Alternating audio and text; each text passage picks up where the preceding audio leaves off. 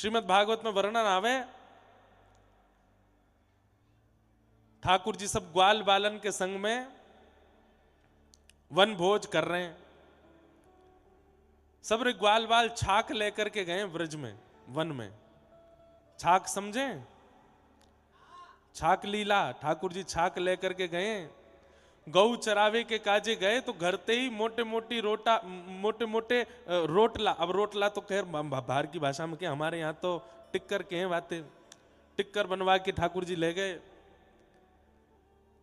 सब ब्रजवासी बालकन के संग ठाकुर जी गौचारण करवे के काजे गए। सबंत कहते हैं अरे अपने अपने घर ते सबरो सामान ले आइयो, जो जो बनो हो घर में। कोई बैगन को भरता लेके आयो, कोई कढ़ी लेके आयो, कोई दाल लेके आयो, कोई आलू को साग लेके आयो, कोई। और हमारे यहाँ काका में वो ब्रज में वो काके बाते गोल गोल सी रेखा है, मिर्च के संग बने कचरी, काचरी है, ये देखो कचरिया। ये ब्रज में ही बनता है। मिर्च के संग में बने कचरिया, कचरिया। आहा, सबरे लेके आए अपने अपने घर ते जो जो सामान मेरो। ठाकुर जी ने जाए करके बीच में स्थान लियो, चारों तरफ सबरे ग्वाल बाल बैठ गए। हाँ रे अपने अपने घर को सब सामग्री निकारो। सबरे ग्वाल बालन ने अपने अपने घर ते बनी भाई सामग्री, कोई दाल लेके आयो, कोई आलू को साग लायो, कोई कचरिया लायो, कोई मिर्च लायो, कोई मोहन थार लायो, कोई लड्डू लायो।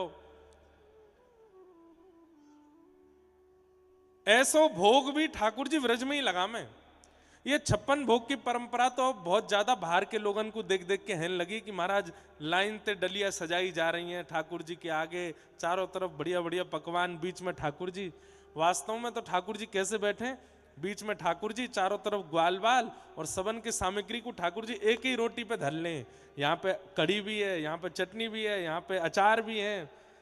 विभ्रद वेणुम जठर पटयो श्रांग वेत्रे च कच्छे, वामे पाणे मृषण कवलम तत्फलम लांगुलेशु।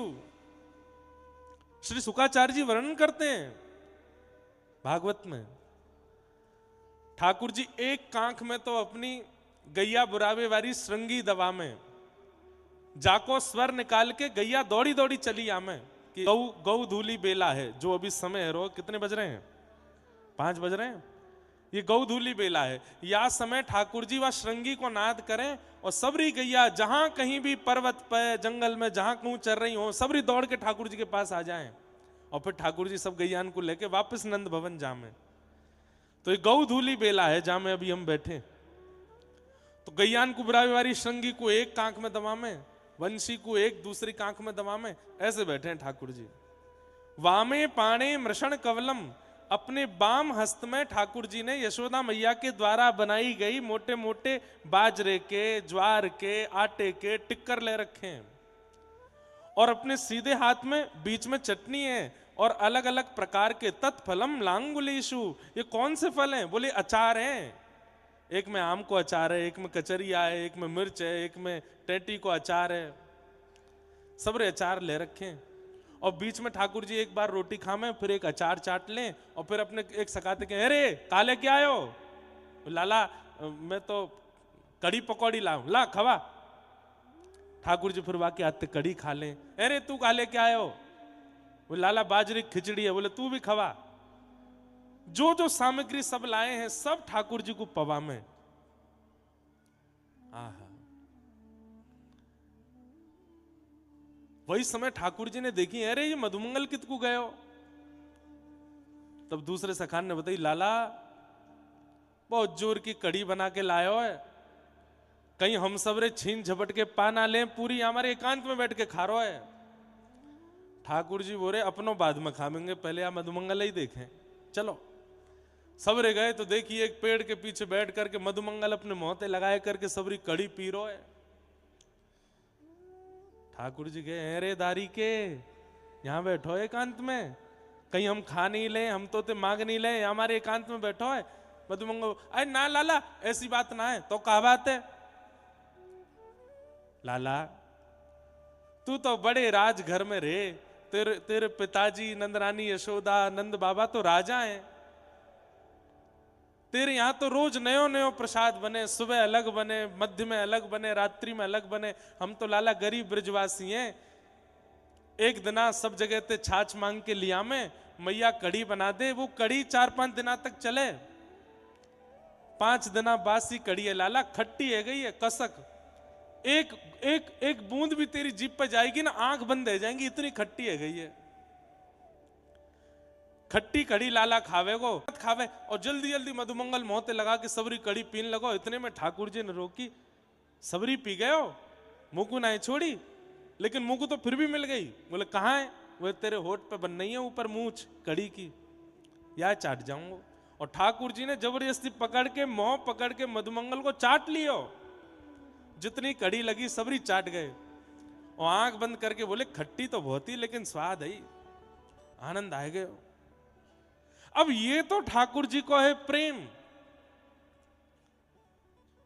लेकिन यह जाने कहां गवार, प्रेम नदिया की सदा उल्टी बहे धार। अरे ठाकुर जी तो ब्रजवासीन के मोहते लगी कड़ी चाट लें, ब्रजवासीन के हाथ पे जो ब्रजवासी पवा दें सब प्रेम से पालें, या बात को अन्यथा मत लियो। यदि तुम बाहर के हो तो बाहर के ब्रजवासी में मेरो कोई भेद ना है, सब ठाकुर जी के हैं, लेकिन ब्रजवासी नेक ऊपर हैं, नेक तो ऊपर ही हैं। ब्रजवासी चाहे जैसे हो, वो अगर अपने हाथों स्पर्श भी कर दे ना कोई सामग्री को, तो ठाकुर जी वाकू स्वीकार करवे में कोई संकोच ना करें। बोले ब्रजवासी के हाथ पे आयो भैया, ये तो पानो ही है। ब्रह्मा जी मन में सोचने लगे राम राम राम, जे भगवान ना है सके, ये परमात्मा ना है सके, एक दूसरे के मुंह पे लगी हुई कड़ी ने चाट रहो, ये परमात्मा होगा? हमारे काजे इतने नियम बना दिए, शुद्धि रखो, पवित्रता रखो, अपरस को भाव रखो, 3 बार हाथ धो, वाके बाद भोग पधराओ। और ये ब्रजवासी 2-2 दिना नहामे नहाए, गैयान ने चरामे, एक ही लत्तान ने 7-7 दिना तक पहने, और इनके मुंह पे लगी हुई कड़ी चाट गो। ये परमात्मा नहीं हो सकता। और ब्रह्मा जी ने ठाकुर जी के सब ग्वाल बालन को हरण कर लियो, एक भी नहीं छोड़ो ठाकुर जी के पास, मधुमंगल से लेकर के श्रीदामा तक, और जितने ठाकुर जी के ग्वाल बालन के बछड़ा बछिया सबको हरण करके ब्रह्मा जी ले गए। बंधुओं, ठाकुर जी कोई 10-500 गैयान के बछड़ा ना चरा में, 9 लाख गैया हैं, एक एक गैया के कम से कम 10-10 बछड़ा बछिया हैं, तो सोच लो कितने बछड़ा बछिया ने चरावे जामे ठाकुर जी। करोड़न की तादाद में बछड़ा बछिया हैं, और वो तो ठाकुर जी की हैं। फिर मधुमंगल की अलग, श्रीदामा की अलग, तन सुखा की अलग, मन सुखा की अलग, धन सुखा की अलग, सुबल की अलग। सीधी बात है कि जब ठाकुर जी गौचारण करवे चलें तो व्रज मंडल में एक कोनों भी ऐसा नहीं बचे जहां पे बछड़ा बछिया नहीं जामे। अब हम लोग कभी कभी विचार करें, वृंदावन कितनों दूर है, यहाँ से गाड़ी ते आवे में 1.5-2 घंटा लग जाए, इतनी दूर ठाकुर जी आवे गैया चरावे? अरे ठाकुर जी तो पहुंचते 2-2.5 घंटा में, लेकिन बछड़ा बछिया तो पहले ही पहुंच जाते। इतनी संख्या में बछड़ा बछिया आगे पीछे ठाकुर जी को घेर के चल रहे हैं। सबको हरण कियो तो ठाकुर जी ही मधुमंगल बन गए, श्रीदामा बन गए, तनसुखा, मनसुखा, धनसुखा, सुबल, तोक, जितने भी ठाकुर जी के सखा हैं सब ठाकुर जी ने ही अपने अंदर से प्रकट कर दिए। और अंदर से प्रकट करने के बाद स्वयं ठाकुर जी बन गए। ये संपूर्ण लीला क्यों करी ठाकुर जी ने? ताकि व्रजमंडल को एक कोनों भी मेरे चरण के चिन्हन से वंचित नहीं रह जाए। अब लाखों करोड़ों की तादाद में बछड़ा बछिया भी ठाकुर जी बन गए, सखा भी ठाकुर जी बन गए। फूल रज गो गरे में, इतनो डार है फूल भैया या तो चरणन में चढ़ाए जाएं या ऊपर डारे जाएं। तो भोरी भारी ब्रजवासी मैया बोली जब तक मुंह में नहीं पड़ेगा तब तक काम नहीं चलेगा। दो या की आंख नाक मुंह में दो तो ब्रह्मा जी ने सबको हरण कियो और वह हरण को प्रभाव ऐसा भयो कि सब रूप ठाकुर जी ने धारण कर लिए। भैया ठाकुर जी बोले अब मैं घर जाके कहूंगा ब्रह्मा हरण करके ले गए, ब्रह्मा आते तो मेरी अलग लड़ाई है वो मैं देख लूंगा। 1 वर्ष के लिए ठाकुर जी ही मधुमंगल बन गए, श्री दामा बन गए, जितने सखा सब बन गए, और उनकी गैया बछड़ा बछिया भी सब ठाकुर जी बन गए। कर रहे हैं, पवित्र कर रहे हैं, और केवल चरण चिन्ह से पवित्र कर रहे हैं नहीं, अब बछड़ा बछिया अमृत भी या व्रज के कण में जाके मिल रहे हैं। सब जगह ठाकुर जी अपनी जीव से घास चाट रहे हैं, तो वास में जीव निकरे, और वह जीव के कारण ये पूरी व्रजमंडल की जो रज के कण हैं, इन सबन को ठाकुर जी को अधरामृत मिल रहा है। तो या व्रज की रज की कण में केवल ठाकुर जी के चरण चिन्ह नहीं है, अधरामृत भी है। या हमारे व्रज की रज को लगावे को और पावे को दोनों उनको विधान है, दोनों। क्यों? अधरामृत है ठाकुर जी को।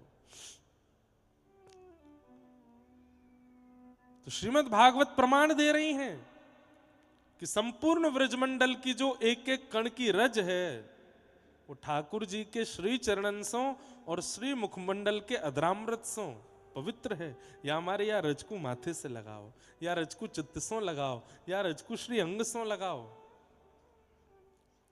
और वही परंपरा के भाव से वही भाव के पूर्णता के लिए स्वामी श्री हरदास जी की परंपरा में करुआ में ही जल पिएंगे, मिट्टी के रज के वर्तनन में ही प्रसाद पाएंगे। क्यों? कोई ना कोई प्रभाव से, काल से, स्थिति से रज हमारे भीतर प्रवेश करती रहे, ठाकुर जी को अधरामृत भीतर जातो रहे। ऐसी ये ब्रजमंडल की रज है, और वह रज में आप सब बैठे हो तो रज मिल जाएगा, जन्म मिल जाएगा ब्रज में। लेकिन रसिक ये रिझ जाएंगी, इनको रिझानो है मेरो सुंदर ज्यादा श्रृंगार कर, या भाव से दोनों प्रिया प्रियतम की सेवा चले।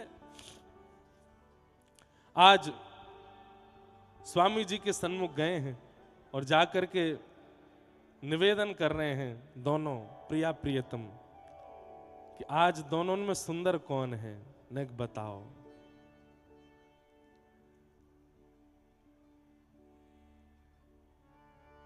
नाचत दो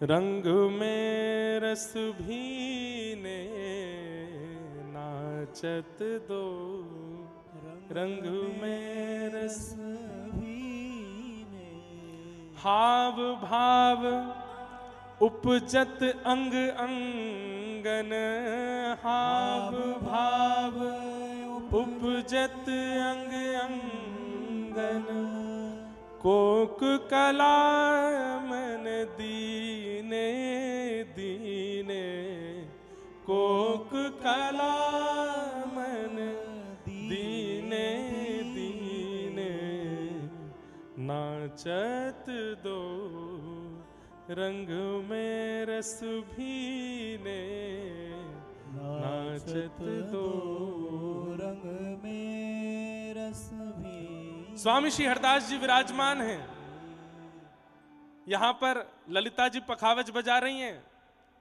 श्री विशाखा जी वीणा बजा रही हैं, आदि आदि सब सखियां मंजीरा बजा रही हैं, गान कर रही हैं, और आज रास में कोई नहीं है, केवल प्रिया प्रियतम नृत्य कर रहे हैं। और स्वामी श्री हरदास जी को बैठाई दियो कि आप बताओ कौन कौन नृत्य ज्यादा अच्छा है।